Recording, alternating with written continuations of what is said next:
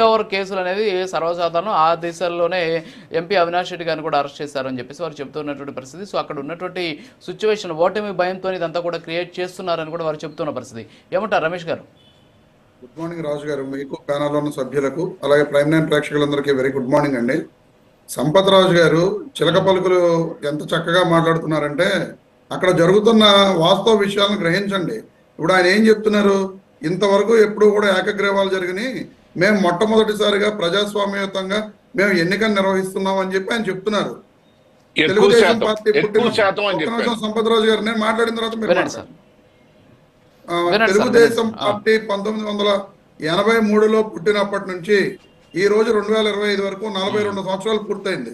42 సంవత్సరాల్లో 22 సంవత్సరాల పాటు తెలుగుదేశం పార్టీ అధికారంలో ఉన్నది. మరి 22 సంవత్సరాల పాటు తెలుగుదేశం పార్టీ అధికారంలో ఉన్నప్పుడు ఆ రోజు ఎందుకు ఏకగ్రీవాలని? ఆ రోజు తెలుగుదేశం పార్టీ కళ్ళు మూసుకుపోయిందా? కళ్ళు ఏమన్నా ఎక్కడైనా ఇదైందా?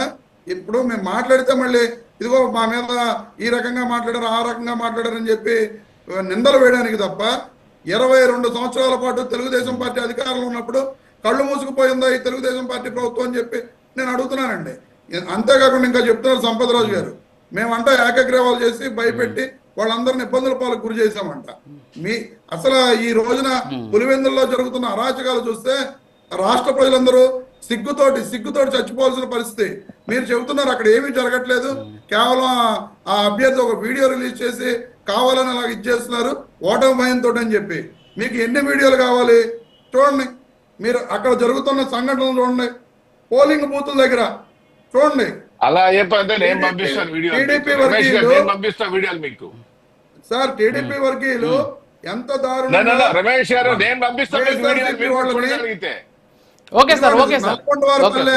నల్గొండవారిపల్లి బూత్ దగ్గర 2 కిలోమీటర్ల దూరంలో అక్కడ టీడీపీ వర్గీయుల నుంచుని ఏ ఒక్కళ్ళని కూడా బూతుల్లోకి రానివ్వకుండా ఆపుతున్న పరిస్థితులు, ప్రజలను ఓట్లు వేయనివ్వకుండా ఆపుతున్న పరిస్థితులు. ఇది ఇంకో బూత్ దగ్గర డైరెక్ట్ గా టీడీపీ వర్గీయుల నుంచున్న వీడియోలు ఇవన్నీ, అక్కడ నుంచి వాళ్ళని ఇబ్బందులు పెడుతున్న పరిస్థితులు ఇవి. ఇప్పుడు మనం మాట్లాడుతున్నామంటే అర్థం ఉండాలి. ఏదో కేవలం కరెక్ట్ కాదు, అక్కడ జరుగుతున్న వాస్తవ పరిస్థితుల్ని మీరు ప్రజలకు తెలియజేయండి. అంతేగాని ఈ రకంగా అబోధ కల్పనలో మేము ఓడిపోతున్నాం అని చెప్పి ఈ విధంగా మాట్లాడుతున్నాం అనేది కరెక్ట్ కాదు. పోలీసులను అడ్డు పెట్టుకుని ఈ రోజున పులివెందుల్లోనూ ఒంటిమిట్ట 2 చోట్ల కూడా మీరు అరాచకాలు చేస్తున్నారు.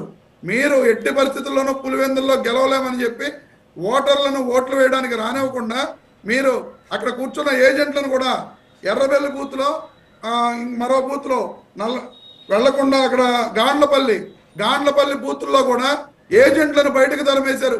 పోలీసులను ఎదురుకుండా ఉన్నారు. మీరు వీడియో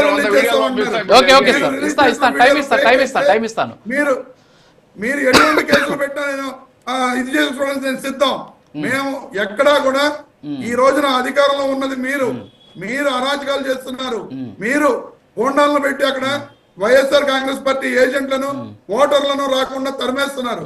ఈ రకంగా మీరు అరాచకాలు సృష్టిస్తూ పులివెందుల ఎన్నిక మేము గెలిచాము రేపొద్దున చెప్పుకోవడం దీనికంతే సిగ్గుచేటు ఏది లేదు. సంపత్ రాజు గారు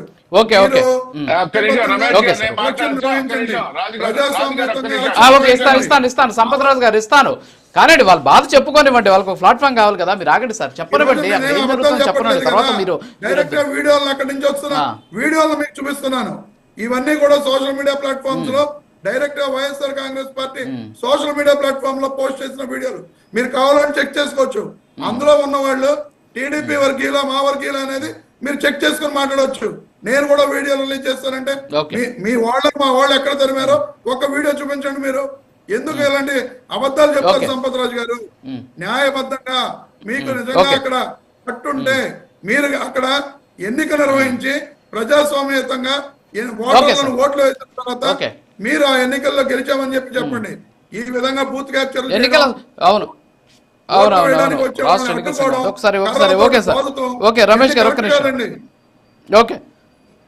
సంపత్ గారు 1 minute మాట్లాడండి. తర్వాత నేను మిగతా గెస్ట్కి వెళ్తాను. సార్ ఇక్కడ దౌర్జన్యం అధికారంలో ఉన్నటువంటి పార్టీ నిజంగా దౌర్జన్యం చేయాలంటే వీళ్ళు ఎలక్షన్లు ఎక్కడ ఉంటారండి? ఒక్క మనిషి లేకుండా చేయొచ్చు. ఆ సంస్కృతి తెలుగుదేశం పార్టీ ఎన్ని సంవత్సరాలు 40 ఏళ్ళు ఎప్పుడు చేయలేదు. ఎందుకంటే 2019, 2024 మధ్య వీళ్ళు చేసిన దాష్టికాలు స్థానిక ఎన్నికలు అందరూ చూశారు. ఏంటంటే ఉదాహరణ కుప్పంలో ఒక ఎమ్మెల్యేని కూడా చంద్రబాబు నాయుడు మాజీ ముఖ్యమంత్రి పక్కన పెట్టి స్థానిక ఎమ్మెల్యేని కూడా పోలేనటువంటి దుస్థితి, నామినేషన్ వేయకుండా చించేయడం, వాళ్ళని అరెస్ట్ చేయడం, కిడ్నాపులు చేయడం, ఇవన్నీ చేసిన సంస్కృతి మీదయ్యా. మీరు మళ్ళీ ఎట్లా మాట్లాడతారు? తర్వాత రెండోది, మీ వీడియోల గురించి మాట్లాడాలంటే కథలు చెప్తారు. ఒక నెల్లూరులో పలమనేరు వీడియోలు చూపించినట్టుగా ఉంటది. మీ వీడియోలో మీ కథలు వద్దు. మీరు ఓడిపోయినట్టుగా మీరు జగన్మోహన్ రెడ్డి గారు చేసే ట్విట్ చూస్తే జగన్మోహన్ రెడ్డి గారు నిన్న రాత్రి చేసే ట్విట్ ఏంటంటే చంద్రబాబు రౌడీ చేస్తారంటే అరాచకవాదంట. 40 ఏళ్ల చరిత్రలో చంద్రబాబు నాయుడు శత్రువులు కూడా జగన్మోహన్ రెడ్డి గారు మాట్లాడుతున్నారు. కారణం ఏంటంటే మీరు ఎంత ఫ్రస్ట్రేషన్ లో ఉన్నారో అర్థమవుతా ఉంది. మేము ఏం కోరుకుంటున్నాం? ఎలక్షన్ జరగాలని కోరుకుంటున్నాం, గెలవాలని కాదు. ఎలక్షన్ జరగాలి, ప్రజలు ఓట్లు వేయాలని కోరుకుంటున్నావయ్యా. ఇది కూడా తప్పండి అంట రమేష్ గారు. ఓకే అండి, ఓకే ఓకే సార్, ఓకే. చిన్న బ్రేక్ తర్వాత వస్తాను రమేష్ గారు, వస్తాను చిన్న వస్తాను. ఓకే సార్, ఒక చిన్న బ్రేక్ ఉంది, బ్రేక్ తర్వాత కంటిన్యూ చేద్దాం.